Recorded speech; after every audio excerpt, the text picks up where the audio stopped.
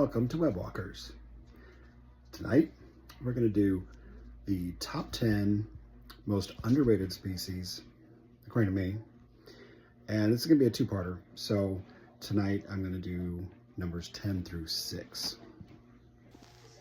At number 10, it's fairly common, but I still think it's underrated, and I'm probably going to completely butcher this, but the Chromopotama cyanopubescens, commonly known as the green bottle blue. For one thing, they do so much webbing. I mean, check this out. You can barely make out the tarantula behind all that webbing. But it's in there. And they change a lot with every single molt. So the way they look as slings, which is pretty stunning, changes throughout time until you eventually get the adult colors. And what's not to love about that?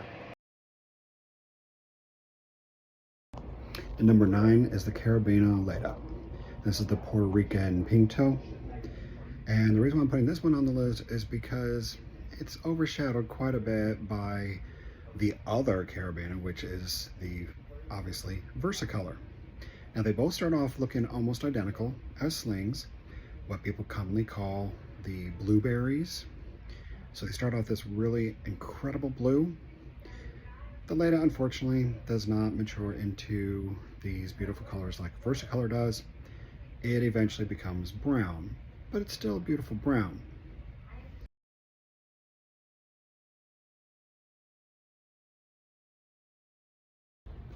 This is also one of the species that I lost in the fire that I hope to eventually replace in my collection. One of the things that's really cool about it is the webbing that it does. Of all the tarantulas I've had, this one has the absolute strongest webbing that I have ever encountered. I've also found that it's a little bit less delicate than the Versicolor. So if you're newer, like still a beginner, and you're wanting to get one of these arboreals that is a new world, and you're thinking, well, maybe the Versicolor might be just a little bit too high maintenance for you, then I suggest the Carabina alata because it's a little bit more forgiving. And like I said, it's not as delicate. So pretty easy to raise up and keep alive. Number 8 is the Aphanopelma moderatum. Now, a lot of people might say, well, you know, that's not really that underrated.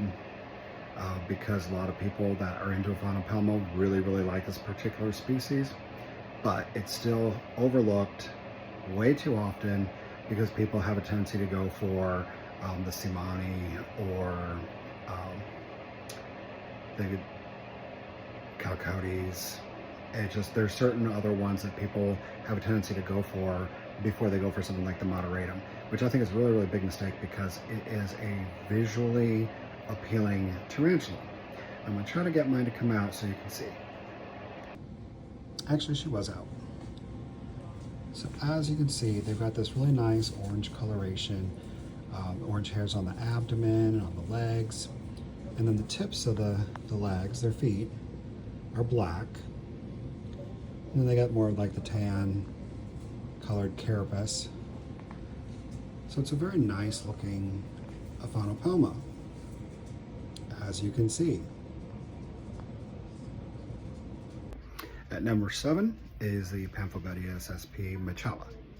Now, the reason why I'm adding this one to the list is because it gets overshadowed constantly by 2 others in the genera, the Platyoma and the Mascaro. And I don't think that's really fair to the Machala because Machala is gorgeous. It is a beautiful purple color. It's got a, if you want to say, personality that is just really sorry, I lost my train of thought because my pets, the mammals, started acting up. But the personality is a little bit more, as I say, it has a personality that's a little bit on the skittish side, but also kind of on the docile side. It's not something I would try to handle. If you're into handling, I'm not going to judge. That would be hypocritical because I do handle some of my tarantulas, not all of them, but I give them the option. If they want to curl it onto my hand, then so be it. But it's not one that I would really try because of how quickly it will bolt if it gets spooked. But if you don't try to handle it and you just kind of open up the container so the lid's off, it's not going to try to like bolt out or anything like that. It'll just kind of chill and hang out while you do whatever you need to do. So that's pretty cool. And that brings us to number 6, Ephibopas cyanonathus. As you'll probably recall, this was also on my last top 10 list. The reason why it's on the underappreciated list is because of the different species in that genera. The other ones have a tendency to get a little bit more love and affection. I'm not really sure why, because this particular one, the colors are just to die for. I mean, that shimmer on the abdomen, those orange bands on the legs, the blue, not really fangs at the chelicerae, I believe is how you say it, that cover the fangs. It just, how can you not love something that's that just amazing color-wise? But for whatever reason, like the Uataman, the emerald skeleton, like that one, a lot of people have a tendency to say is their favorite in the genera. And then of course there's also the rufescens and the Uranus, which I think get more attention than this one does. And I'm not, like I said, I'm not really sure why, because I think of all of them in that genera, this one is by far the most beautiful.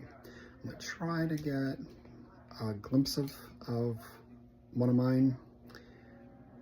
It's, I don't know, I have to be really, really cautious because they can be very bolty. They're usually shy, so if it will even make itself known, that is the first thing. But if it does and it decides to bolt, they are super, super fast, and I really don't want it to get out, but I'm gonna try. Well, you can see its legs.